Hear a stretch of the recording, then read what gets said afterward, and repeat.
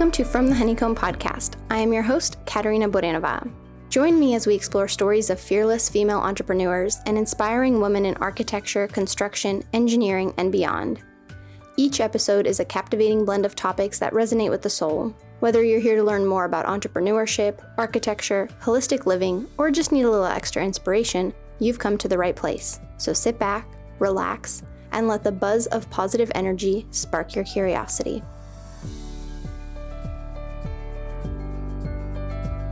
Today, I am joined by Emily Milliman, owner of Milliman Design Studio. She's a landscape architect and artist with a foundation in architecture and a passion for landscape design.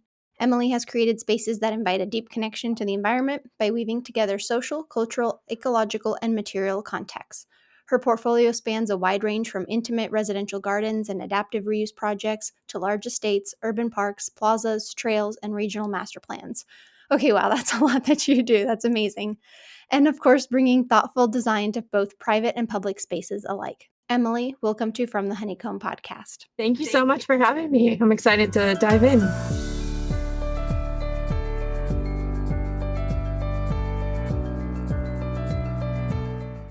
As you know, we begin every episode by sharing something that we are grateful for in the present moment. So what are you grateful for? I love that. I would say I am really grateful for the community that I've been able to build locally here in Raleigh and nationally with other solopreneurs, mostly women, and to have that support in building my business. Yeah, no, community is really important. I'm noticing that more and more, especially as a business owner. Like you really start to rely on your community because a lot of projects we get are referrals or like, how do people know if you're in business? A lot of it comes from your community. And like I've said, it takes a village to start a business and to have a business. So yeah, community is a huge part of it. Hi, it's me, Katerina. Before we jump into today's episode, I want to share with you something that can change the trajectory of your life. If you are ready to start your own architecture firm but are feeling overwhelmed by where to begin, I understand, because I felt the same way when I first embarked on my entrepreneurial journey. This is why I have created the ebook, The Mindful Blueprint for Launching Your Architecture Firm. This comprehensive workbook contains everything I wish I had known before starting my own firm. From building a solid business plan to creating your brand, The Mindful Blueprint for Launching Your Architecture Firm offers a step-by-step guide tailored to your timeline, whether you're launching your firm today, next month, or in a few years. Dive into essential topics like financial planning, organization strategies, and how to secure your first client, all in one convenient resource. That's right, you don't have to spend hours researching. I have done that for you so you can focus on building your business. And that's not all. With your purchase, you'll also receive an exclusive meditation for business owners, mindfulness tips, a crystal guide for support, and gratitude exercises to help you stay focused and positive throughout your journey. Turn your dream of having your own firm into a reality with the Mindful Blueprint for Launching Your Architecture Firm. Click on the link in the show notes to get your copy today. Now, let's dive into the episode. So, Emily, talk to us about your landscape architecture journey. And I guess starting with, did you always know you wanted to be a landscape architect? No, in fact, so I guess I'll start in high school. I spent a lot of time in the art wing. And at that point, I didn't know what landscape architecture was. And because of my interest in art and math, I decided to pursue architecture for my undergrad degree.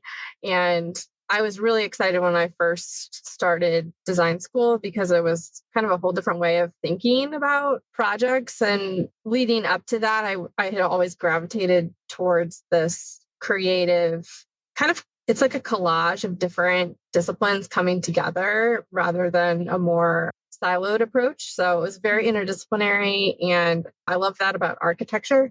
And at the same time, so I was going to school for architecture and then also in the summers, I was working at a youth leadership and development camp, Camp Minnewanka in Michigan, and just saw how the spaces, the outdoor spaces there had an impact on the community coming together and the effect of people spending time in nature on their ability to build leadership, build character, and also just connect with themselves. And so I think those two things kind of came together. And while I was in school, I took a couple of classes in landscape architecture. I studied abroad in Florence, Italy, and it was kind of a series, a conglomeration of all of these little pieces that came together that ultimately led me to apply to graduate school for landscape architecture. And I think growing up, we lived really close to Forest Park in St. Louis, and also seeing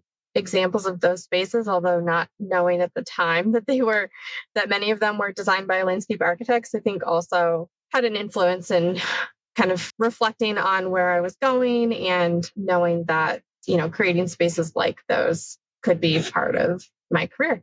So Oh, that's really interesting. It is like when you think about it, the spaces we occupy, and I think so many people don't think about it, is those were designed by someone. It wasn't just, this building wasn't just like made up.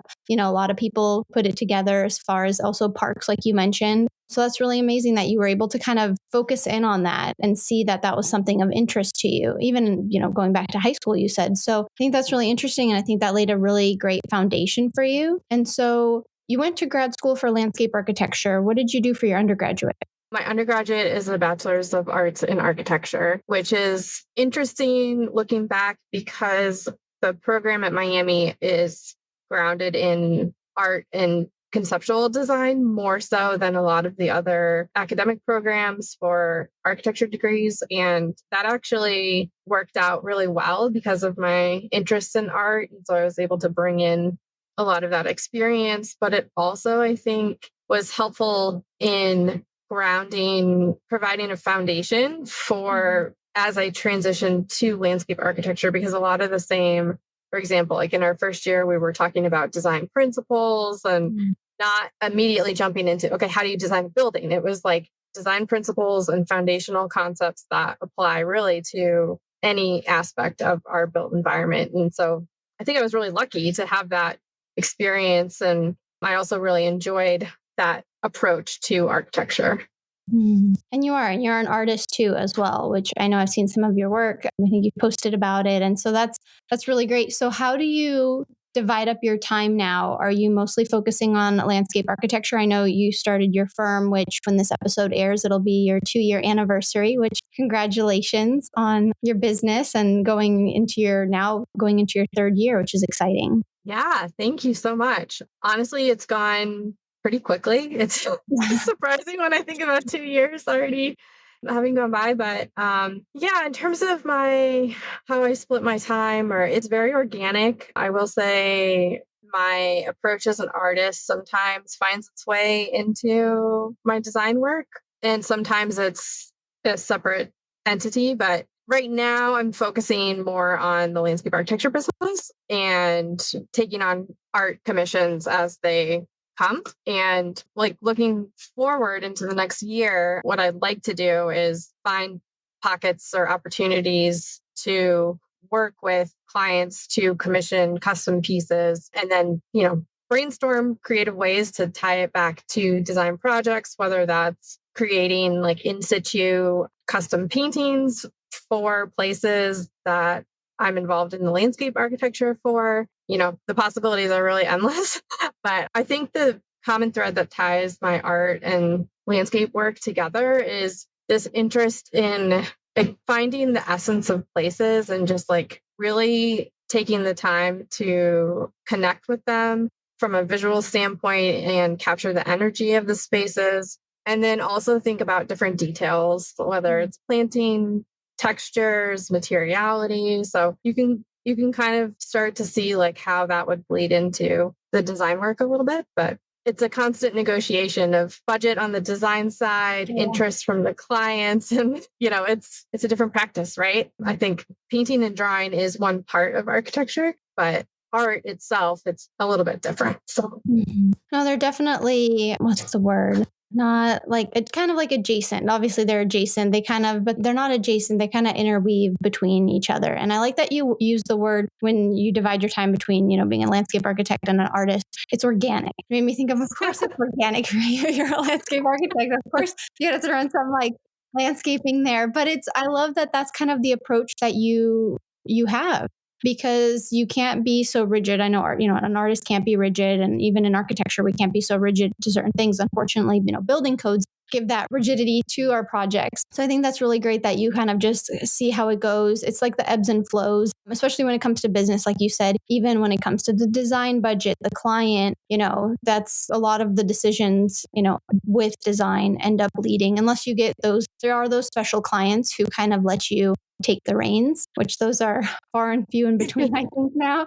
But those clients are definitely the special ones who I think then, those are the dream clients. Yeah. And I think like in starting my business, it's been good to have the art piece and those opportunities, whether it's a commission or for a painting or a set of stationery, because it kind of, as as an architect, like there are definitely ebbs and flows throughout different parts of the year. And so having different scaled projects to work on definitely helps to level it out a bit in terms It of does. revenue and that kind of thing. Oh, for sure. Diversifying your income. That's something I learned early on, and something I still try to do is you don't want your stream of revenue to only be coming from one source, especially with how the economy has been the last year or so. Or just I don't even know if it's the economy. It's just like the world has been. I feel like I don't know what your experience was this last year. It was a very slow year. I would say projects I was signing last summer, I signed one in October and then I didn't sign another one until March. And it was kind of scary thinking about, okay, why aren't things picking up? Thankfully, May, June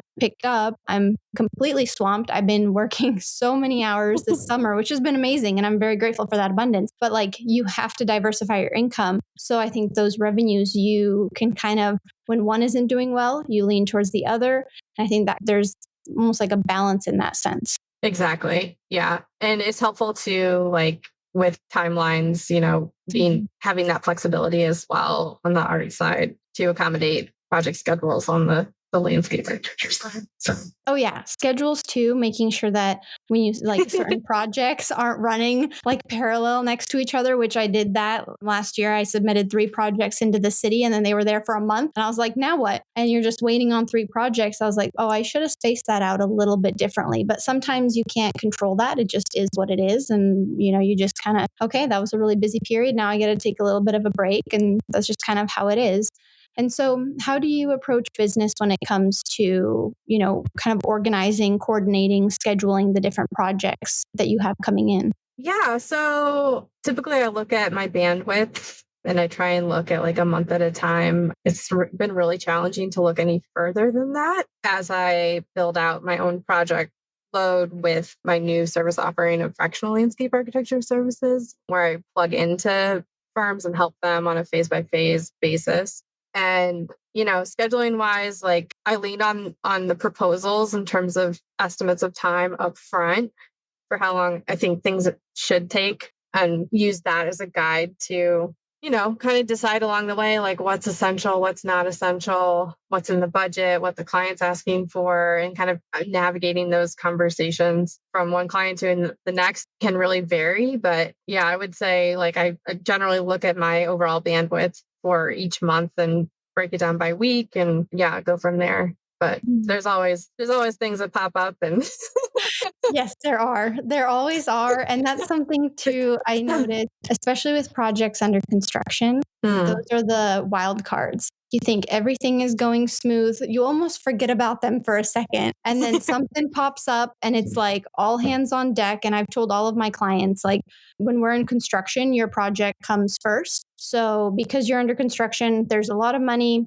Schedule, everything is, riding on me getting back to the contractor. I never want to be like bottlenecking a project. So your project comes first that way, and everybody else gets to the back. Unless there's another project under construction, you are my priority. And that also happened a few weeks ago to me. And I was like, oh, I'm going to have all this time this week to work on all these other deadlines I have coming up. And then out of left field came this, huge revision that required a lot of my time. And it's just like, but that's the priority. And so I like that you kind of look at it month by month, week by week. I think that's really smart as far as also knowing your bandwidth, which I have to applaud you for starting to speak with that first. Like, oh, not like, oh, well, let's see how much money I want to make or anything like that. You know how much you can take on.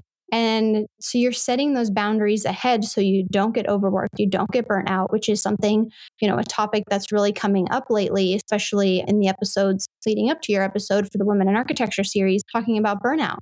and boundaries. And so I like that you started with, well, it depends on my bandwidth. I know what I can take on. Yeah. As a business owner, I've learned that saying no is just as important as saying yes, and Oh, yeah. balancing and identifying what's an immediate need versus what can wait a couple days, or like you're saying, the CA work oftentimes takes precedence because you don't want to hold things up in that process.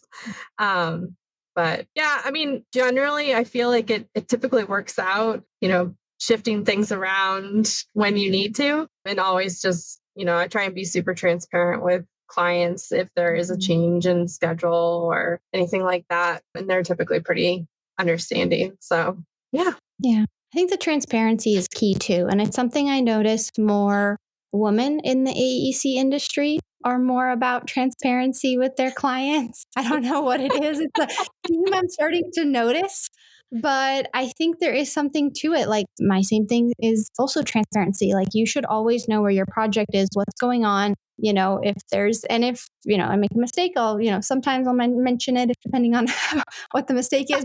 But if I'll say like, oh, I said something and hey, I found out later that what I said was wrong, and that kind of transparency too. So I think that's really important. And I think you and I have very similar values when it comes to having our own businesses and how we interact with clients.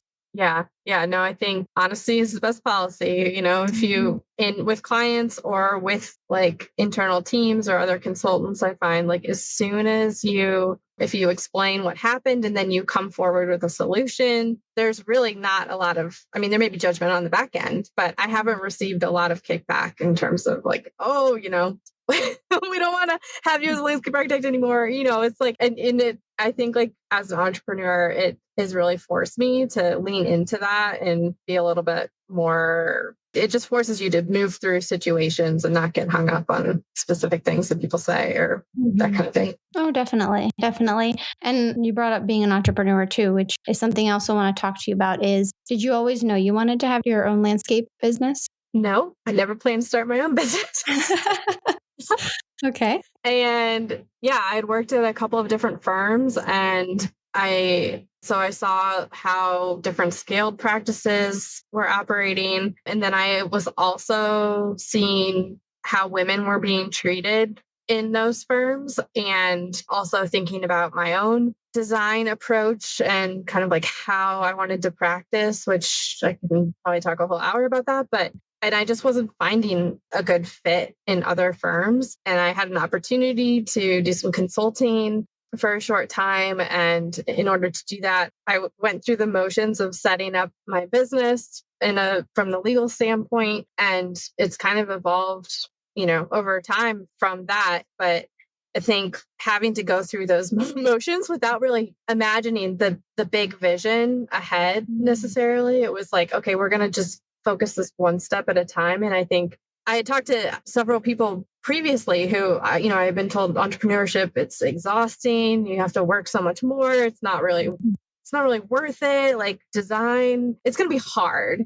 And in my head, I kind of thought oh, I need a business plan. I need basically a master plan for my business. And coming up and going through that in as thorough of a way that I approach projects was it just never was complete. And so I realized that maybe that wasn't the right approach, and have kind of shifted into a more incremental kind of test, experiment, refine, kind of grow, evaluate. It's a very different way of approaching it.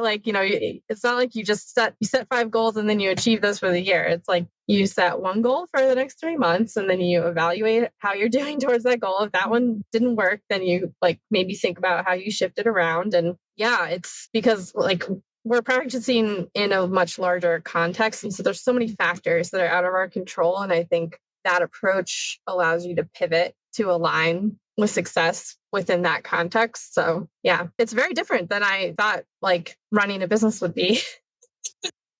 How so? But it's less regimented, it's less predictable, it's more flexible. That flexibility has actually allowed me to have more energy, even when there's more work or the same amount of work. And so, yeah, and it's it's really being able to, it's allowed me to craft in a way that is fine-tuned to my interests, my life, and also what I want to be working on within landscape architecture. So I think you hit the nail on the head with what it's like to be an entrepreneur.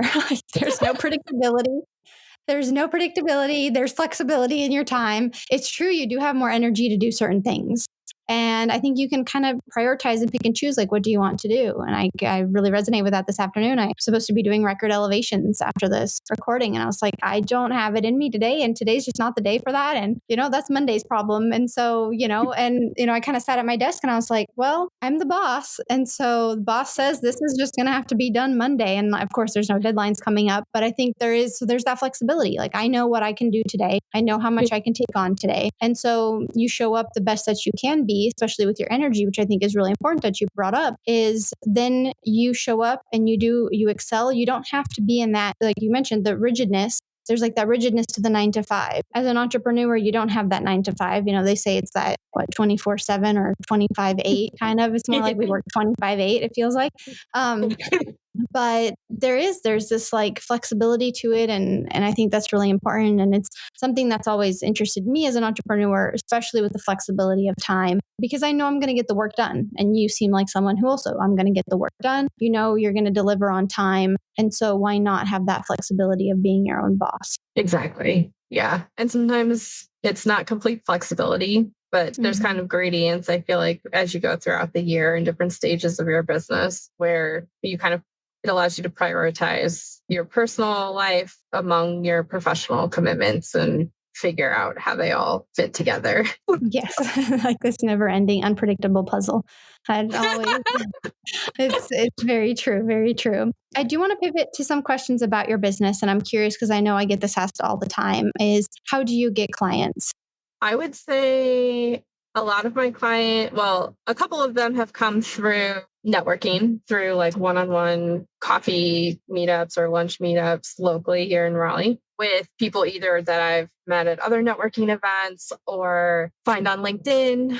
And we kind of explore like whether we would want to work together. And then I also serve on a couple of boards, one for the Wake County Parks and Open Space Committee. And that's been a great opportunity because it's allowed me to be involved and hear what's going on in the Wake County Parks development process, and also meet other landscape architects that are working on those projects, as well as other consultants that come and present to our committee. And then alumni organizations from Miami and Harvard. And yeah, I mean, the local North Carolina AIA chapter as well. It's where I meet a lot of architects. So I would say in-person networking events, boards, and then also LinkedIn has been a really amazing tool, or I guess it's a platform for sharing my work, sharing my services, letting people get to know me on their time. I think it's a great example of like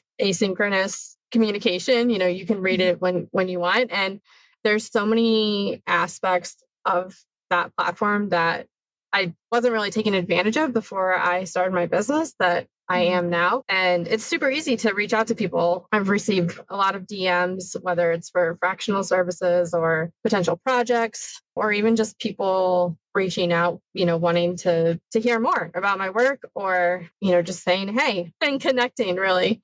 So I've really, really been enjoying that. That's great advice. I think that's great advice for anybody listening. I know I have a lot of listeners who are thinking about starting their own business or in the early stages of starting their business. So I think that's always kind of one of the top questions is like, okay, so how do I get a project?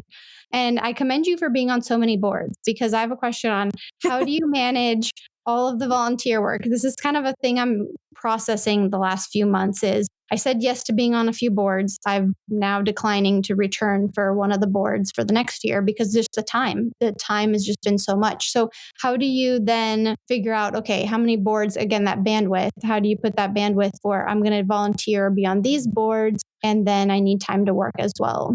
Yeah, it's a juggling act, but I feel like it kind of goes back to the bandwidth question, or what we were talking about before, about like what feels comfortable to you, what feels good. And it's a combination of considering like, why are you joining a board? Like, who is going to be there that you're going to connect with, and what sorts of opportunities might that or could that lead to?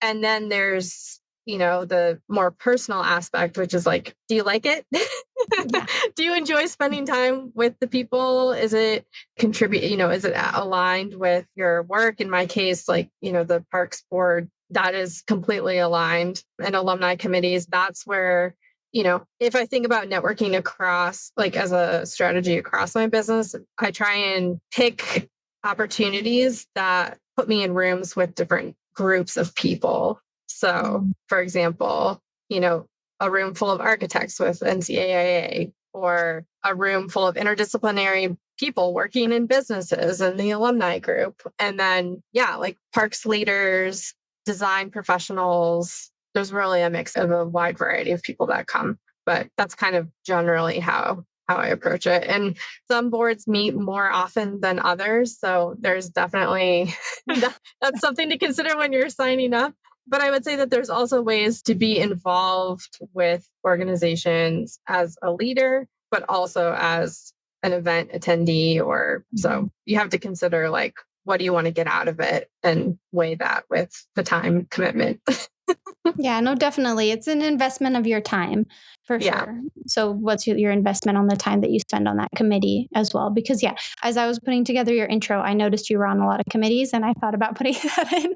And I was like, okay, I think we're going to be, at least we can discuss you being part of the committees, because it seems like you've got a lot going on, which is really, really exciting. Yeah. And, it looks like a lot on paper, but, some of them meet quarterly, some of them meet once a month, which is obviously a higher time commitment, but, some of them are like a couple events a year. So it really is not as overwhelming in real life as it may appear on paper, but yeah. No, it's definitely, I think it's good. I think that's good that you do that. I think too, sometimes, and you work from home, or do you have a workspace that you work out of now? A little bit of both. I work at a co-working space that I'm at right now called Flourish in Raleigh, which is a co-working space for women in entrepreneurship and business. And then I also work part-time from home, from my home office. And it really just depends on like the type of work that I need to do. If I need to spread out and have a big desk to do drawings, or like a quiet environment versus, like social. I really like coming into the co-working space if I have like more administrative tasks to do, and don't have to be kind of like focused in detailed drawings or things like that. But it's actually situated, the co-working space is situated in a project that I worked on when I was at a previous company, which has been cool to see the plants and the design of the project evolve. I think it was installed in like 2022, and there are still new tenants moving in. So it's been really cool to see the changes over the last couple of years, and also just hear reactions to what people think. And it's been really interesting to just hear like, oh, it feels like this has always been here, for example. And then, but a lot of times people can't quite put their finger on what it is that is making it feel a certain way. Whether that's industrial or, a little bit more raw than like a manicured landscape. So, yeah. That's really cool. And that made me think of, that's one of the things I like about landscape architecture too, is, you plant it, but then you really get to see it in a few years. And every time you come, it kind of changes. And it's always like with the seasons, and it's ever changing. And so it's like, I really admire that. Also, the fact that you can envision into the future how these plants are going to grow and things. Because like for me as an architect, once I design the building, it's not going to grow. It's not going to change. Like, the client might repaint it or redo something, in later on. But like you have this vision of, okay, here's what it's going to look like when it's first done. You put it on the plans. And then there's that vision for the future of like, okay, what is it going to look like in 5 years, 10 years, 20 years, especially with a lot of more mature plants. So that's really interesting to kind of think about too. Yeah. It's probably one of the more challenging aspects of landscape architecture, I think, because of what you're saying. Like, when you install plants, they're one size, and then as they grow over time, they're another size. And so you have to kind of like balance the long-term goals with the short-term expectations. And, are you going to have, be able to see mulch between the shrubs or the perennials on day one? And also like balancing expectations from the client in terms of like, well, it's not going to look totally robust on day one. Or in some cases, if that's the expectation, that's what they want, then, you have to adjust the design to plant more densely, for example, or, consider the species and how fast they're going to grow and things like that. So yeah, it's really interesting. Like I think about trees and picked up a book. I forget the name of the author, but there's a guy the author is an artist and he does these prints of slices of trees after they've fallen or after they've died. And it reveals this like layering. It's just a really unique aspect of growing material, but I thought it was really interesting. You look at these rings and you also read about his approach with layering different transparencies of ink as he goes back to the printing press with these like wood slices. And I think like going into the details about natural materials like that, there's something really interesting that connects it to how we grow and develop and like layer experiences as humans. For example, like he showed this print of a tree that had a limb cut off. And so it had this crevice opening in one part of the tree print. And obviously, so that was like a significant event where the tree was impacted and it changed the whole formation or kind of like thumbprint of the tree over time. And I just can't help but draw similarities between that process and, starting a business, for example, or, like whether it was a significant event or experience that happened within your career. Like for me, the kind of exposure to the construction administration process was like a huge turning point where I connected kind of the built result with the design drawings. And yeah, so I find it really interesting to think about like the material that we install is living and it changes and it evolves. And sometimes you remove plants over time, or sometimes they take over in ways that you just can't predict. And that's that's like super interesting to me, that aspect of landscape design. So it does sound like having your own business. Like you thought you were going to plant it one way and this is how it was going to go. And then like some storm comes through and you're just like, okay, well, now we got to pivot. This isn't what we were thinking. So I think I'm hearing more and more similarities between, landscape architecture and having your own business. So I think there's a lot of, similarities for sure in that sense. Yeah.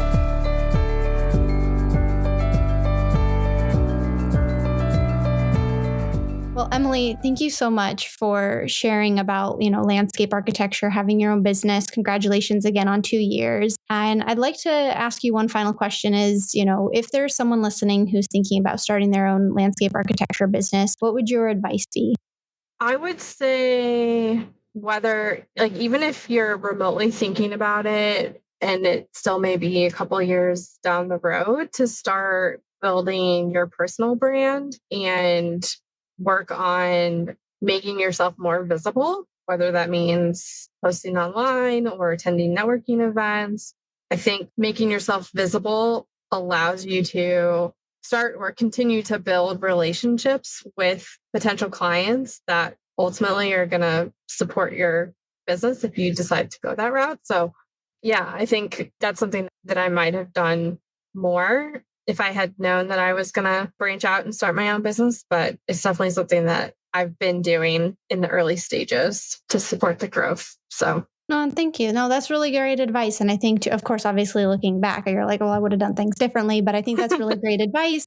And, you started the episode by sharing something, what you're grateful for is your community. And it's really nice, lovely. I think that you ended it on that, like, growing the community. And so I think we've come really full circle. And so, Emily, thank you so much for taking the time to come on From the Honeycomb podcast. And where can listeners find you?